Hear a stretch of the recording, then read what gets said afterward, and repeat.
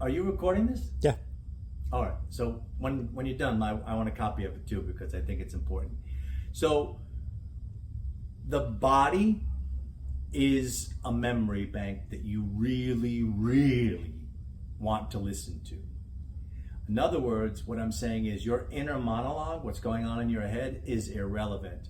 Your body is filled with the truth, and that's why when you're out on stage or in front of the camera, take to take, you continue with the actions that you plan, the actions that the character is doing, whether they're brushing their teeth, driving a car, making the bed, whatever the case is, walking across the stage to grab a glass of water, whatever the case may be. You listen to your body. The inner monologue is irrelevant.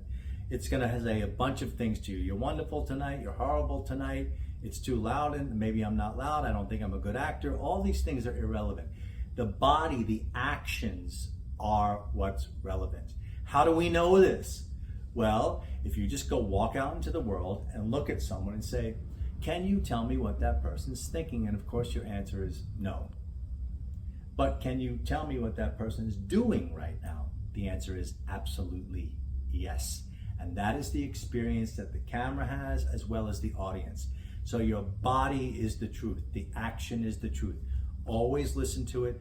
If your intuition says to you, go this way, do this, try this, do it. That's the body speaking, not the mind. It's a very, very important thing to get used to because as actors, let's face it, we're all insecure and it pops up in our head. I'm not good. I didn't get any sleep last night. There's a lot of story that we have going on. So it's irrelevant what's going on in your mind. You don't have to close it out. You don't have to be the perfect actor. I only think like my character. That's irrelevant. That's not true either. The reality is it's the actions you're taking, and in those actions, it'll bring you into the life and the truth of that character, which is what you're after. Which brings me to part 2 of this. Acting is behavior in 3 words. Now I know I studied the Meisner technique way back in the day, right? So that said, Sandy said that acting is living truthfully under imaginary circumstances. I don't disagree with him. I just think it's a lot.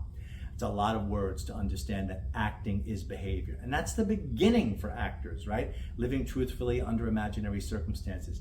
You're 10, 15, 20 years into this. You don't need a big definition of acting. You need to understand things in a very simple, clean way.